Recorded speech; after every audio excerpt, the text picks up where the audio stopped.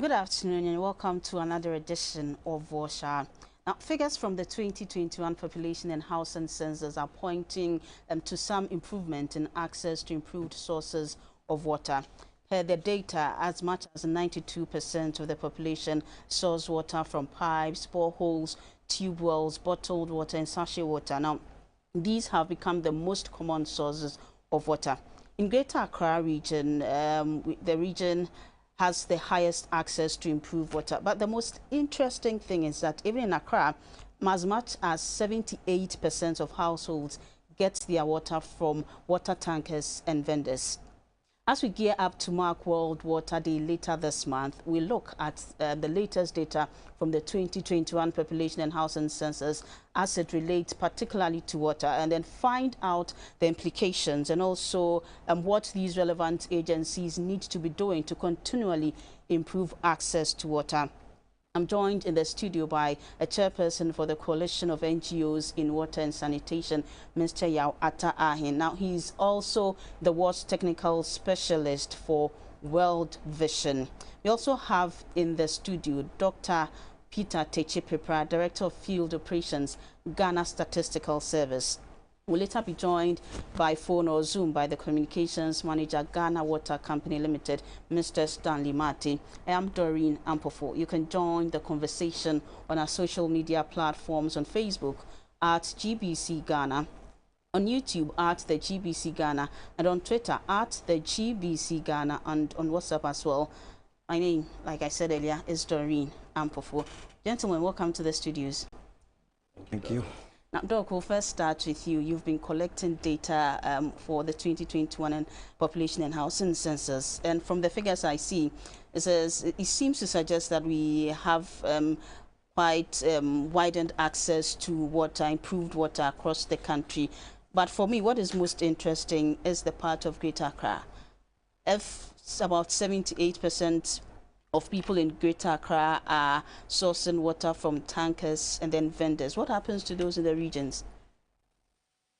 All right, thank you very much for your question, Doreen. As you could see, relating what we are talking about as water and the population size, one could see that Greater Accra, I would say, has certain level of pressure when it comes to reliance on the different sources of water. We are all expecting to have people getting pipe-borne water, but either they get it, but the volume is not adequate, or as sometimes we hear, they talk about quality, but we didn't measure quality, so I wouldn't even bring that one in. So a lot of the general public rely on tanker supply, and more especially where they live. It could be that the pipelines haven't got there yet, or they are there, but the water is not flowing.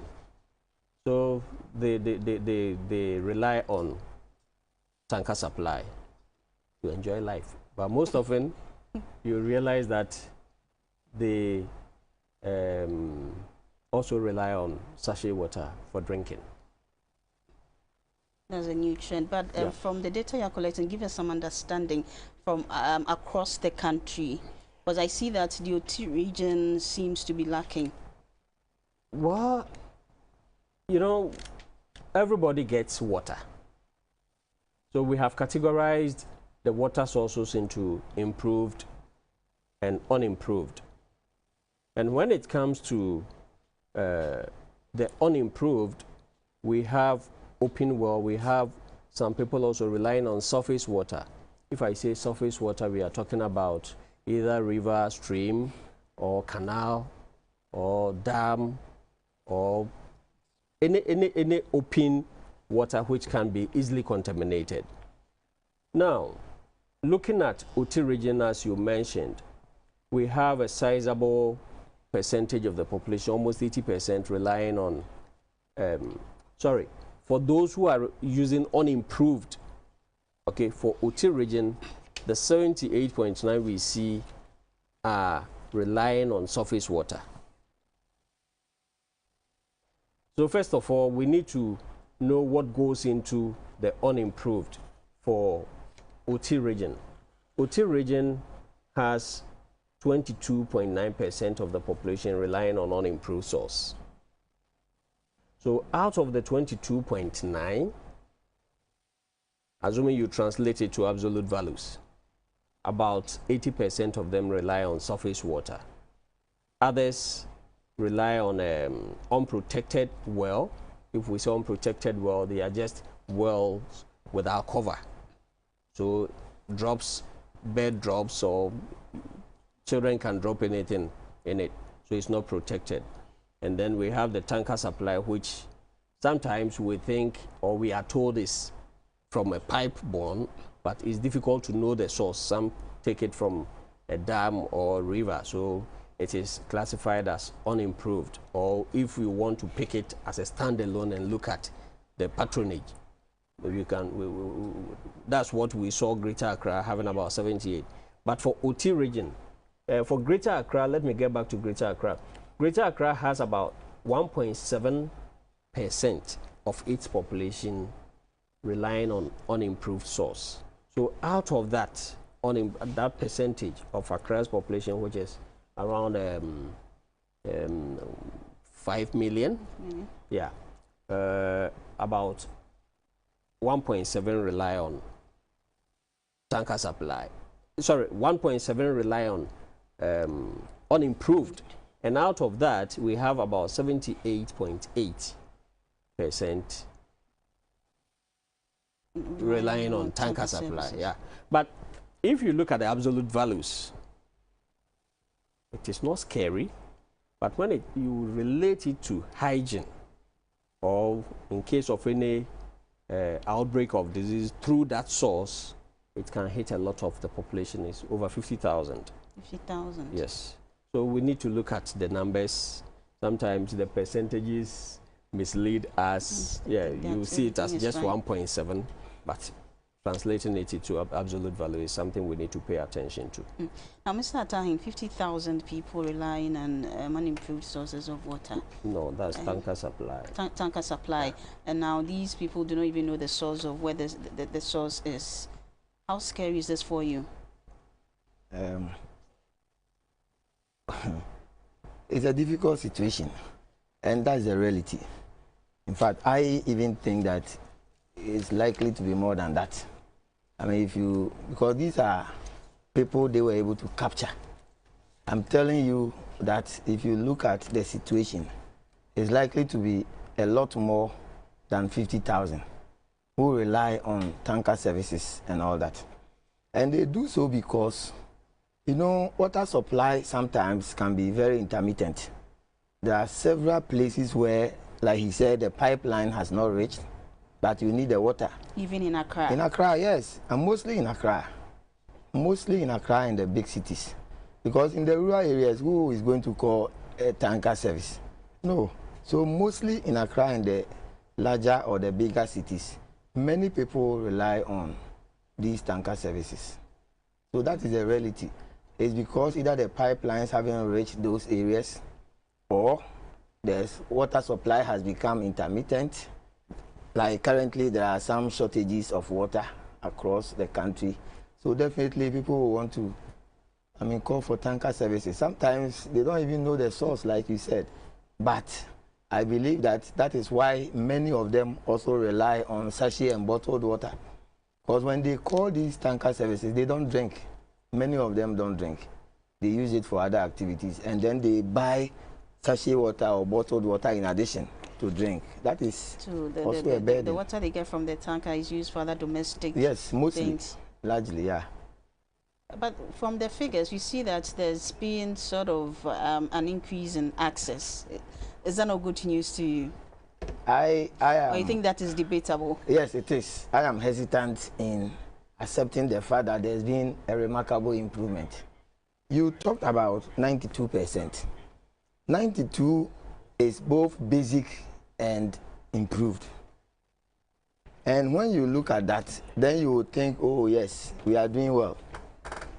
But basic access is what I am interested in, because that is what satisfies the parameters of the 30 minutes, for example, threshold. So as long as people are able to get access to safe water within 30 minutes, a round trip, then it's acceptable. Anything beyond that, yes, people can travel for 2 kilometers, 5 kilometers to go and get water. So we don't classify that as part of the basic access. So let's look at the basic access. The Joint Monitoring Platform, which is the international platform done by World Health Organization and UNICEF, have told us that for basic access, Ghana is at 86%. That is what they've told us. In fact, the multiple indicator cluster survey, which is also done by Ghana Statistical Service with support from other agencies, say it is 80%. So between the joint monitoring platforms, 86% basic access, and the population and housing census, 87.7%, is about 1.7 percentage change or increase. Even though in absolute terms, like he said, you may consider that as huge.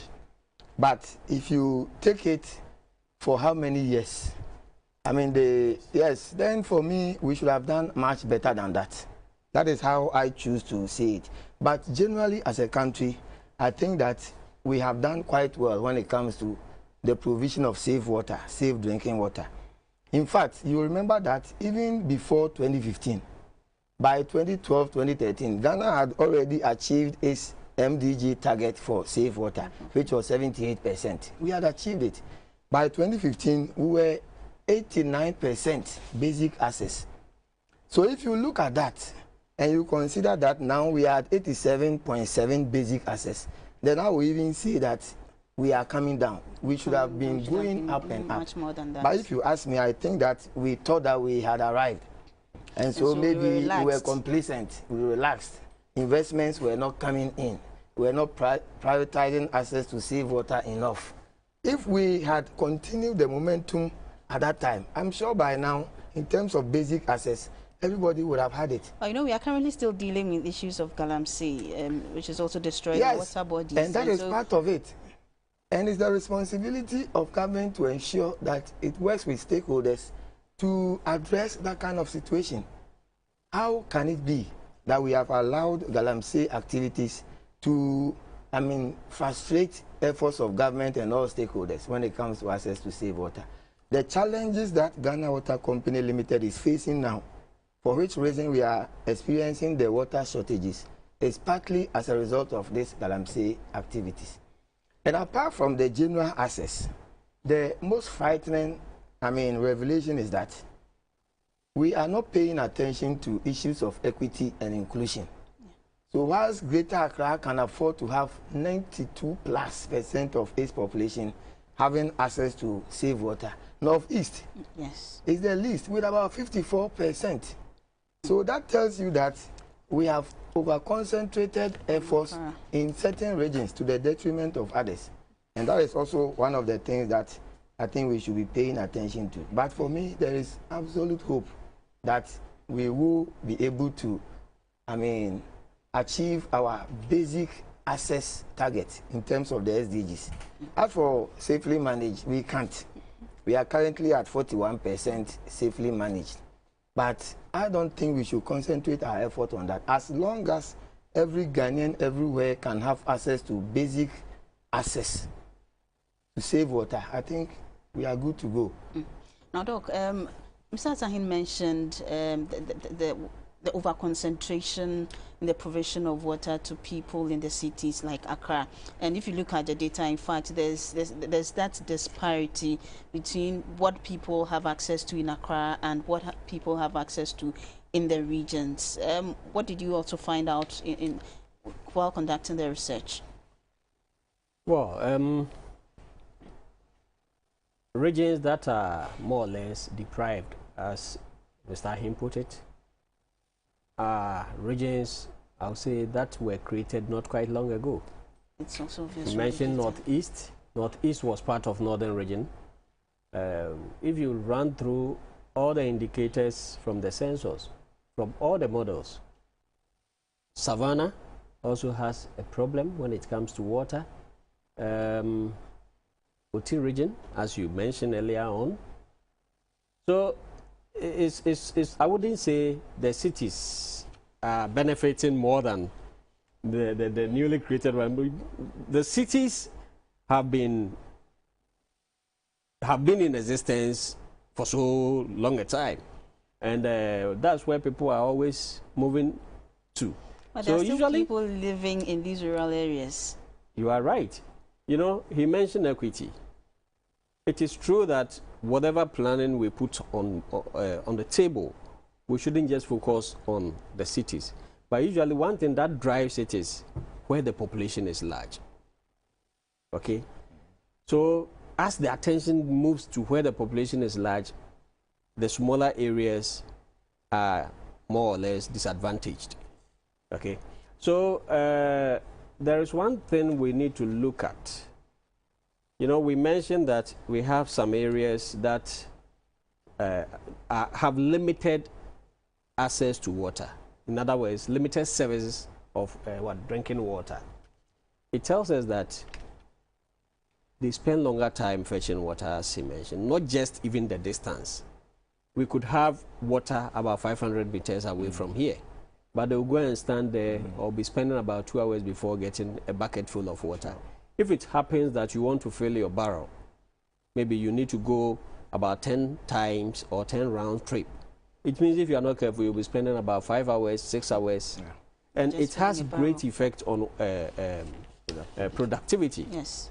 And even if it happens that it's children who usually fetch water, then what time are they going to school? Or what time will they even rest? What time will they learn? So these are an area one has to look at, not just the volume of water and the improved source that we are thinking about, but the other side where maybe you will say somebody get improved source of drinking water, all right, but if that person falls within that limited access where a lot of time is spent getting the water, then definitely that one is also going to affect a lot of things in the household, developmental issues, time to learn, improve in other areas. So this is something we need to look at. Doc, did the census also look at or quantify the impact of the long turnaround time on productivity? Or is that something that we looked at? Did we the census gave us, let me say, pictures, let me use that word, of situations on the ground. We looked at economic activity. We looked at something like the water, sanitation. We looked at education, literacy. We looked at disability. It ran through a lot of models, about 11, housing conditions, and so on and so forth. And therefore, we are going to produce other reports, thematic areas, analytical reports. That's where one can pick some of the models and have some of these comparative analysis, relate what we have in census to other surveys that we've done and carry out in-depth analysis of some of these issues. Definitely a lot of them would have policy implications which need to be addressed, but without the complex or thematic and the analytical report, the picture wouldn't come out clearly. So hopefully by the end of the year, other issues may come up. But what we've put out there also calls for further interrogation, even without cross-tabbing it with others, like what we are doing now. What will be the implication if people are not getting improved source of drinking water? What will be the implication if people are going to queue for so many hours getting water? We are lucky to hear that from 2017, there hasn't been any outbreak of cholera in the country. Water is part, but there is another aspect of it. How are we keeping our drains clean? That's also another aspect which maybe at the right time we can talk about. So all these things come into play when one wants to look at better life among the population in the country. Now, Mr. Ahin, yes, let's continue the discussion on the impact on productivity. A school child has to go to school, but they have to spend about 3, 4, 5 hours just to fill a barrel. an adult has work to do and they have to spend all this time fetching water just to take care of the home. How do you feel about this and the impact it's going to have on productivity? Yes, I think we need to understand that. And like we always say, water is life. There can't be any life without water. And that is why it is not negotiable. It is something that we need to pay full attention to. Unfortunately, we don't seem to have done so.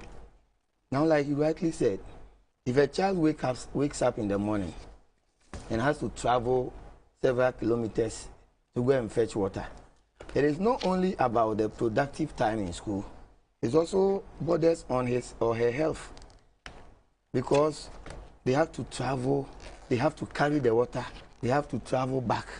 By the time they get back home and take their bath and then prepare for school, they would have already been tired for any meaningful academic exercise. And while they are in school, there is no water, even on the premises. They have to come up with an excuse to go and drink water at home. And when they go, sometimes they don't even come back to the school, and they lose precious academic hours. That is what we are losing. Apart from that, a parent may also want to travel to go and fetch the water, and they have to leave all their economic activities. And when they go and they come back, they are tired. They cannot attend to their daily activities, which will fetch them money. And so household income will suffer. And once household income suffers, then you are keeping the family in a perpetual cycle of poverty, which is very, very worrying. But you see, all these things we have talked about over and over and over again.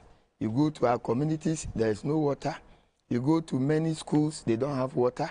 You go to many healthcare facilities, even today, there are places where pregnant women travel with buckets of water to the facility because Seriously? They have to deliver, and they will use water. What exactly is the challenge in getting water to these areas? The challenges are well known, and I think that we have been talking about some of them. Number one, lack of prioritization. Do we prioritize it enough? Do we see it as a precious resource? I don't think so. The commitment that we need to have is not there. Apart from that, the limited financing. We pretend to be investing, but that kind of investment is not enough to be able to serve the ever-increasing population, not only in the urban areas, but also in the rural areas. But you see, the regions that are suffering, I did the analysis of the figures, and I realized that the regions that are heavily rural are suffering. So the urban areas are doing quite well, because it's simple. When Ghana Water Company Limited puts up a facility, a water system, it can serve millions of people. They attend to it, they do the operation and maintenance themselves and all that. When Ghana Community Water and Sanitation Agency puts up a facility, rural and small town water system, how many people can they serve? And how much money do they have to be able to ensure that they expand the system? And that is why I like the policy of the current leadership of Community Water to say that they want to bring in professionalism, and they want to ensure that they cluster so that they are able to put several communities together and serve them. That is the way to go, and I think they need our support. But beyond that, they need resources. The resources are what they don't have. And I can tell you on authority, they don't have the resources. They don't have the resources. If you take out the contribution of NGOs in the provision of safe water in Ghana, very little will be left. So these are the challenges that we face. Apart from the operation and maintenance issues, you know, at one point, as much as 30% of water facilities were non-functional, especially in rural and small towns, because we were practicing what we call community ownership and management. So you leave such sensitive facilities in the hands of communities, and you expect that they will have the capacity and the resources to manage them. Nobody does that with schools or hospitals. There's this thing about development that they say if you allow the people to own it, then they are better positioned to take care of them because you know they have a stake in it. Yes, those days, yes. Well, it's not the same. Who builds a school and hands them over to a community and says, manage it? who builds a hospital and says this is to be managed communally. You can't do it because you need resources, you need expertise, and all that to be able to manage. So I'm happy that community water has come to that realization that yes, this is a time for us to do away with the volunteerism and then introduce professionalism. And I think they are doing quite well. So far, as much as 178 water systems, I mean small town water systems, have been taken over by them, and they are managing it effectively. And they are not running, I mean, losses as we used to experience. Government must support the Community Water and Sanitation Agency and support the Ghana Water Company Limited to be able to expand their network to reach a lot more people. Darren, let me add something to... Before you continue, we have Mr. Stanley Mate of Ghana Water Company Limited. He is the communications manager for the Ghana Water Company Limited. Now he'll be responding to some of the issues that we've raised here. Good evening, Mr. Mate. Yes, good evening. And thank you very much for your time. So we are discussing... thank you too for having me. Yes, we are discussing access to water per the population and housing census data, the 2021 population housing census data. And it seems that even in Accra, a majority of people still do not have access. Some still go ahead to use tanker services and vendors. What exactly is the challenge? I think we've always said that there's a difference between demand and the volumes of water that we are able to supply. Now, we'll be able to supply a certain volume based on the capacity of our treatment plant. And in Accra, we have 3 treatment plants. So the big treatment plant, these 3 serve the entire population of Accra, and we ration water to enable us meet the target. Because the thing is, everybody's supposed to get water. There's a gap between demand and supply. The only way that we can bridge the demand or bridge the gap is to ration the water or do what we call demand management, so that at least every area can have access to water, such that averagely every community can have water for 3 days in a week. It means that some other communities will get 7 days in a week, depending on their location and proximity to our distribution range. Some will also get, let's say, 2 days or 3 days in a week.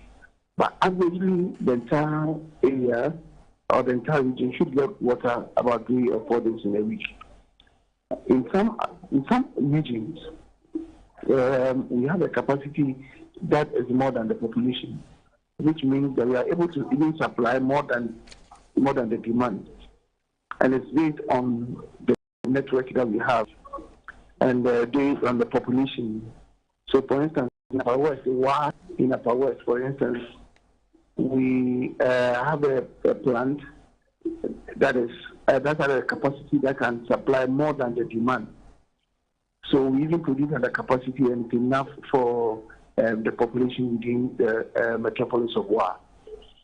So in other regions, like Tamale, the population is more than we can supply. So averagely, we have some areas having more water, some areas having less water. And so we really need to look at it. And we also need to appreciate the fact that it is not just about the urban areas. For Ghana Water Company Limited, we supply water to urban areas within the country. And community water serves rural areas. Okay, so putting the figures together and then giving an overview of the entire nation may not be reflective of what Ghana Water Company is supposed to do. But that is what I've explained, that the demand for water within urban areas is more than the capacity to which Ghana Water Company can supply. But we are bridging the gap by doing what we call the demand management so that everybody can have access to water. Okay. And then we have actually access is around 73%. So we're able to supply 73% of the urban population with water. I hope you understand. And so we have a vision to meet the Sustainable Development Goal 6, that is 100% access to water by the year 2030, and we are working assiduously at that. We need investments to enable us reach that target, and so we are working at that. Thank you. Now, you say you need investors to help you reach that target. Is it also because there's that challenge with funds? Obviously, because with Ghana Water Company Limited, our tariffs given to us by PLC is less than production cost. So for every cubic meter of water that we produce, we lose some amount of money.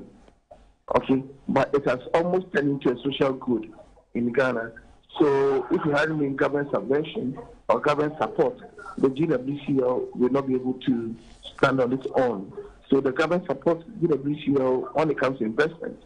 And so the social aspect within our tariff is a bit high. That is why we are paying less than the cost of production. There's also an issue about the quality of water. What are we doing to improve that? We, as a company, do not have any challenge with quality of water. We need treat water to meet two standards before it is pumped into the system for consumption. That's the drinking water standards for Ghana Standards Authority, and then the WHO. Now, I must say that the Ghana Standards Authority standard is even higher than that of the WHO. But we in Ghana Water Company Limited produce quality water, or the quality of our water is even higher than the standards given to us by Ghana Standards Authority. So our water quality meets the best of standards and is comparable worldwide. The challenge now is within the system. Now, a lot of people are using receptacles and they do not actually clean them. We educate the general public that at least once every quarter, all reservoirs, all receptacles within our homes must be cleaned. Apart from that, we have minor challenges because we have very old pipelines within the system, and they have gone past their lifespan, but we are managing them. So at very high pressure, sometimes they give way. That is why we have frequent bursts in the system. So anytime there's a burst, because our lines are buried, we repair them, and then some fields will enter or will slip through the lines. What we do is to flush them, the lines, immediately after every repair. So if you see some dirty water, let's say 5 to 10 seconds after water has been closed for a while, it is just because you are flushing the lines. And then after that 10 seconds, you get clean water, which is okay and safe for consumption. Now, if you have dirty water flowing through your taps for more than, let's say, 20 minutes, more than 20 seconds, 30 seconds, and it continues like that, it may be a challenge within the community or within your locality. It is not a challenge coming from Ghana Water, and that is why we dispute the quality if you say water produced by Ghana Water is not quality. But Mr. Mate, you admit that... Let's hold on. We're educating the public, okay? We're educating the public, so just hold on. Let me land. So what I'm saying is that the water that leaves the treatment plant meets the best of standard. But when it gets into our homes or in our communities, it is human activity that changes the quality at certain areas, not all areas. And these things are bound to happen, and they happen worldwide. Okay, because pipelines are always buried, and these things are bound to happen. So you can't blame the utility for the quality of water as a result of human activity within our localities. But you also admit that these pipelines are old, and if these pipelines are old, at some point it would affect the quality of water. It doesn't affect the quality of water. What happens is that they give way at very high pressures, or they get best at very high pressures.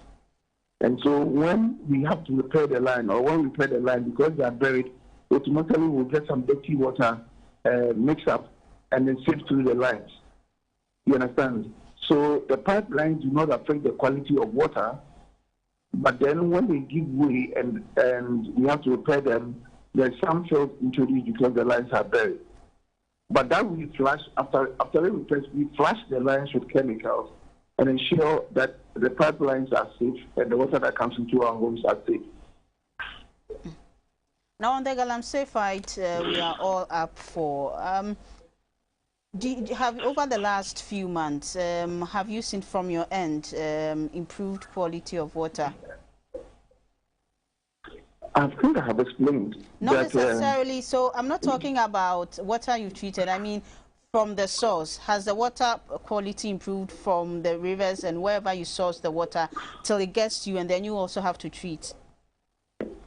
I think I'm not getting your question very well, so if you could rephrase it or come out clearly. So I'm saying that we are all fighting Galamsey, and we all admit that Galamsey is having a serious impact on our water bodies. We know that it's polluted the water bodies. So I'm asking whether or not we still have that kind of pollution, or we've seen an improvement. Yes.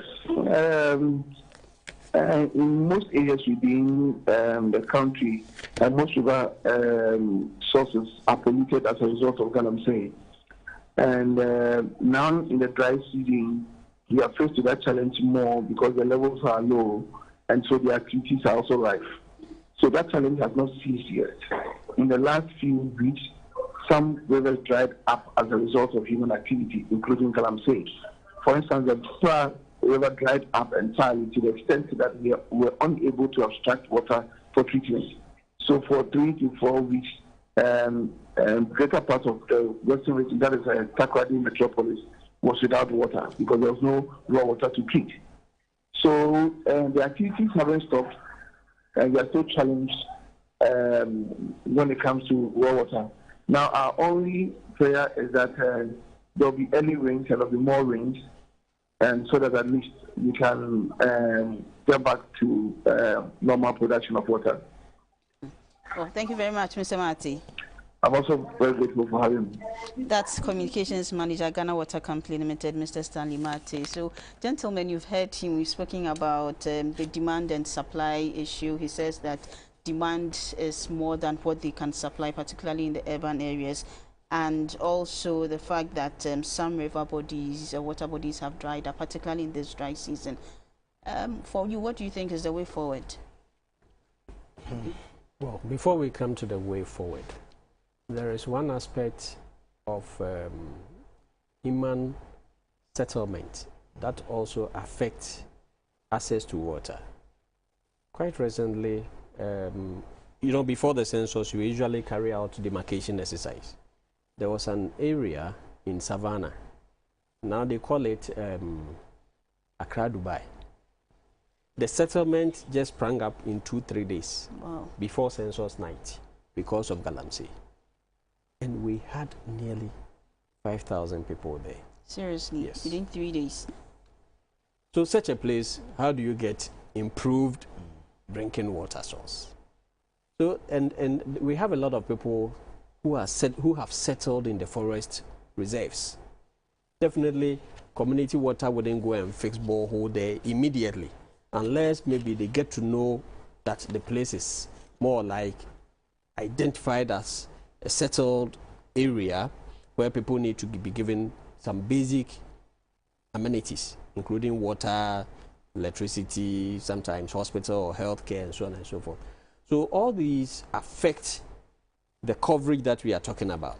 Today, you might think that you've got to a certain point, as Mr. Ahin said, when we did, when we were measuring the MDGs, Ghana was around 87, but now the figure has dropped, or it dropped to somewhere 80, and like that fluctuation.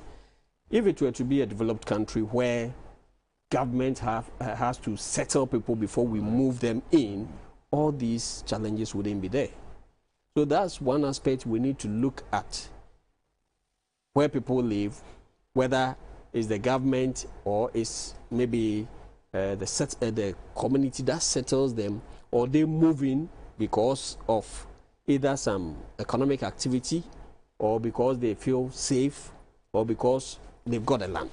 So we need to look at it from that angle before one would appreciate why we are. In fact, Mr. Stanley mentioned that we are aiming at reaching 100% coverage. I asked myself, how do we get it?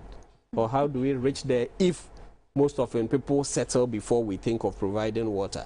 Well, especially if you go to a place like South, just in Greater Accra region, we have settlements in certain part of Tuba area. We have some between Kaswa and Amasaman zone. We have settlements under South, and these people do not have water, because just 2-3 months you will see people settling there, but always they settle there before amenities, or how do we put it, utilities services. Utility services are provided. Sure. So all these make life difficult when it comes to providing basic amenities for the population. So let me announce our WhatsApp line and then phone in, so that our viewers can also phone in. You can join the conversation on 026-4000-997, 026-4000-997. Also on WhatsApp on 0557446429,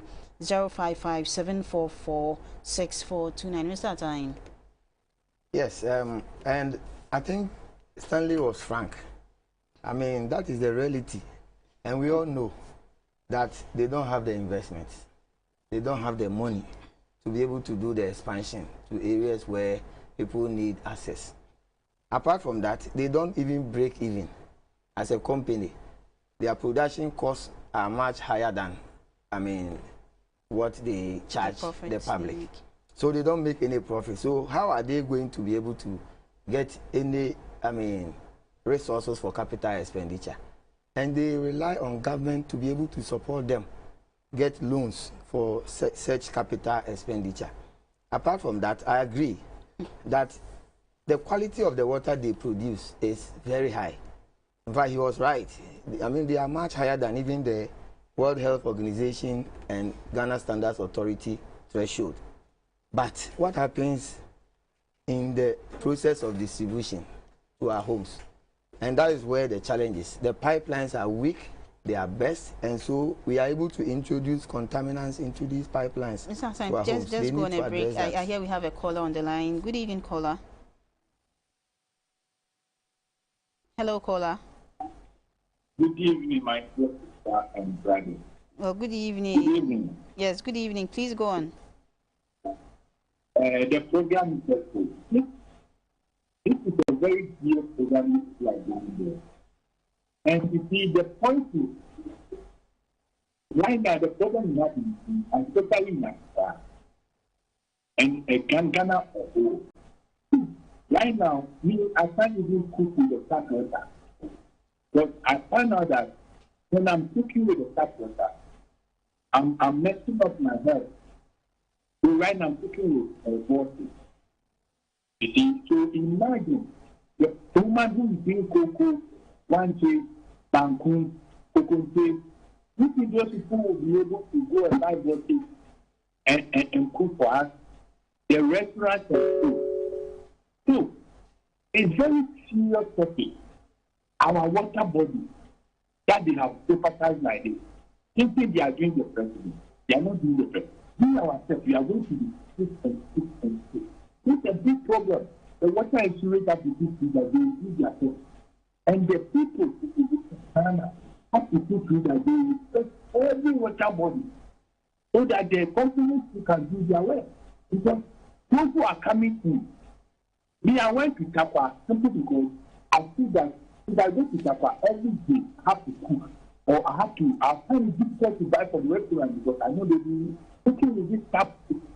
So I have to get the product. But the people I'm going to do that will get it. I mean, I start now. This is how the investors that are coming to do their research.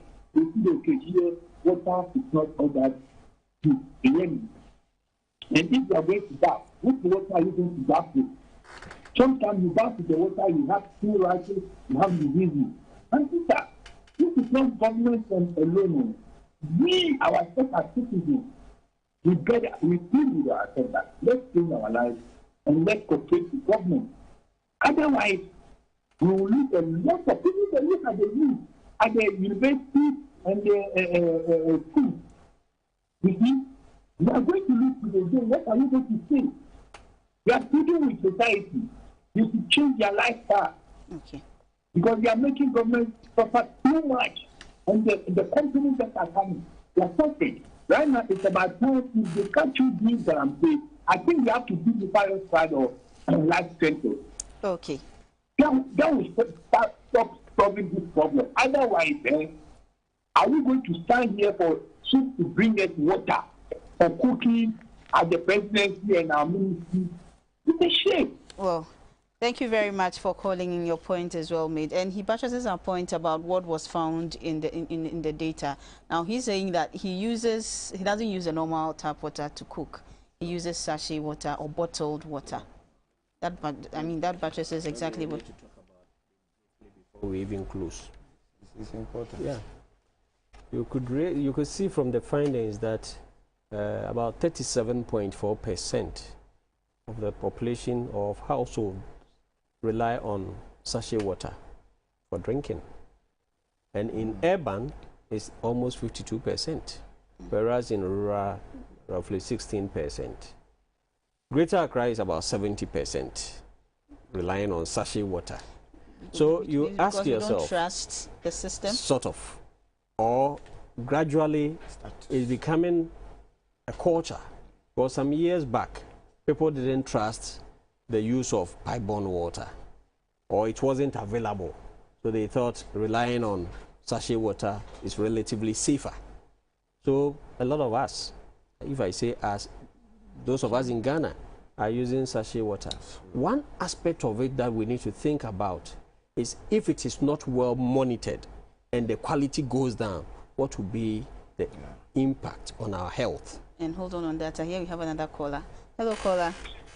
Hello. Yes, caller. Good evening. Make your point. Good evening. Good evening. Good evening. Please go ahead. Please, I just want to use contribution. I want to make contribution. Please do. Okay. I don't know how to say, but it's my view that it's my view that. Please, it seems you have a television on. If you could just put it off or reduce the volume so that we can hear you clearly. Okay, hello. Yes, hello. Do you hear me? Yes, I can hear you. Please go ahead. Okay, I'm suggesting that the government should collaborate with all the DCs. The government should collaborate with all the DCs. Where the water bodies lie. And so we should make some provisions with maybe some partners so that we get all the water bodies across the country. That would be the fair solution for us for 3 times. Okay. Okay. Thank you very much for your contribution.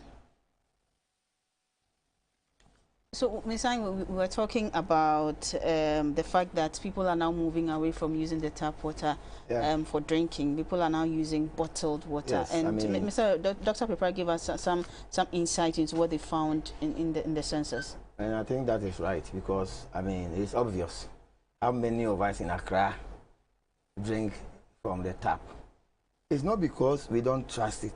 Not all of us don't trust the source. I trust the source because I know Ghana Water Company goes out of the way to even exceed the World Health Organization and Ghana Standards Authority, standards. But somehow it has become a status symbol. There are people who feel that by taking bottled water or sachet water, it means that they have arrived, they are there. So many people don't. In the rural areas, you don't even have that luxury. Liberty. You don't have that luxury to even spend the little money you have on sachet water or bottled water. But the issue of non-revenue water, I expected Mr. Mate to also address that. That as a country, we can produce and then about 50-something%, about 54% of this will go down as non-revenue water, which cannot be accounted for. I am happy that the managing director has taken certain steps. Currently, we are coming down. I think it's around 46% thereabout. It's coming down. And they've treated it as a project. That is the way to go. And again, I think government needs to support them to be able to ensure that they reach everybody everywhere with access to safe water. Now on the Galamsey issue, I find it mind-boggling. I mean, unacceptable that as a country we have not been able to overcome this canker. And we've allowed it to fester, destroying water bodies and affecting the water supply to our homes. I think that we should be strong enough, we should be committed enough to be able to nip this in the bud. Yes, we can, and we have to do it. Maybe my final comment on this one. Per my analysis, it looks like the overconcentration of efforts in the urban areas is real. All the urban areas are doing quite well to the detriment of the rural areas. The supply is more than the demand. Now, the other issue is that even where we enter into a region, we tend to concentrate in some parts of that region.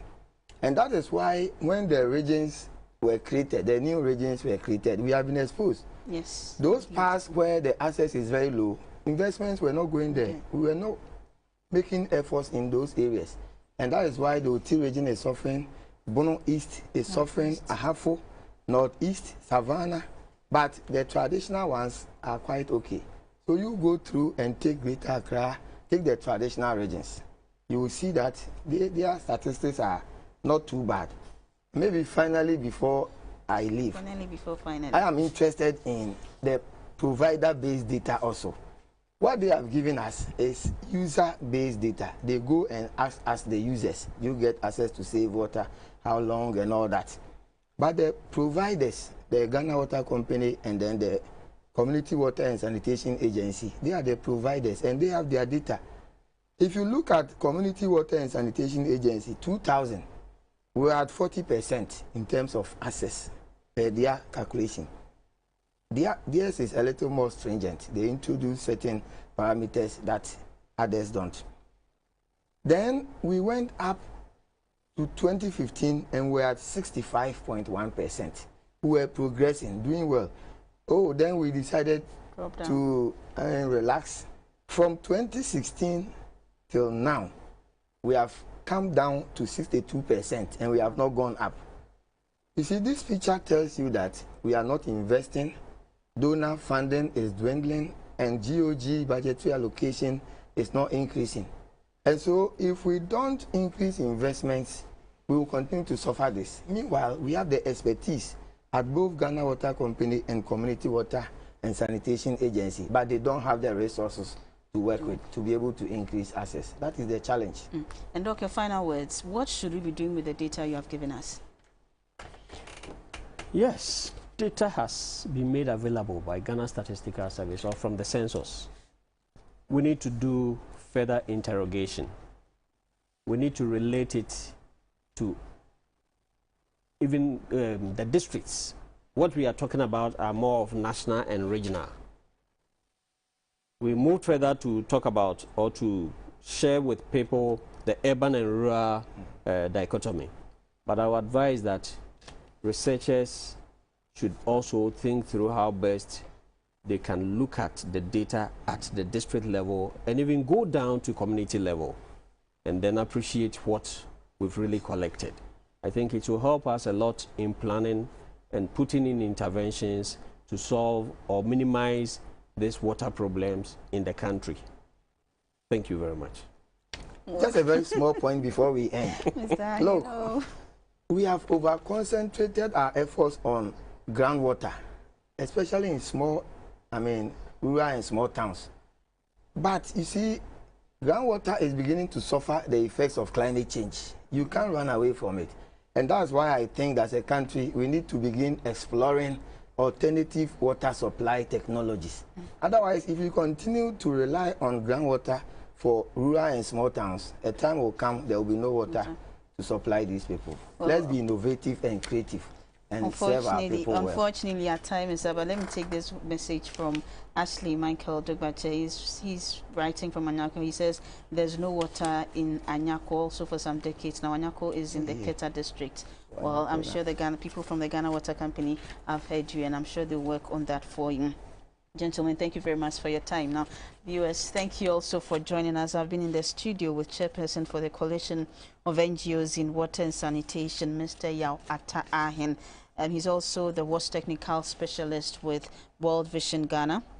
I also had Dr. Peter Techipepra, Director of Field Operations, Ghana Statistical Service.